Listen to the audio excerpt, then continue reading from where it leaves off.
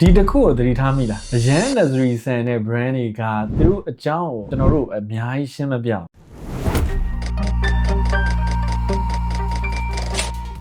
နောက်ပြီးတော့ကျွန်တော်တို့ like ပြီးတော့ပေးဆောင်မနေဘူး price တွေအကြောင်း like ပြီးတော့ရှင်းပြမနေဘူးဘာကြောင့်ဒီ brand ကဈေးကဒီလိုဖြစ်နေတာပါတခြား brand တွေနဲ့ဘာတွေကွာနေလို့ဒီလိုဖြစ်နေတာပါပြောမပြဘူးသူတို့ရဲ့ price ကိုပြောတယ်ဝယ်ခြင်းဝယ်မဝယ်ခြင်းတွေနောက်ပြီးတော့သူတို့ရဲ့ value တွေအကြောင်း like ပြီးတော့ရှင်းပြမနေဘူး discount တွေမပေးဘူး justification တွေ like ပြီးတော့ပြောမနေဘူးဝယ်ခြင်းဝယ်မဝယ်ခြင်းနေဘာကြောင့်လဲဆိုတော့ရှင်းပြတာက logic ကိုဖန်တီးပါ logic က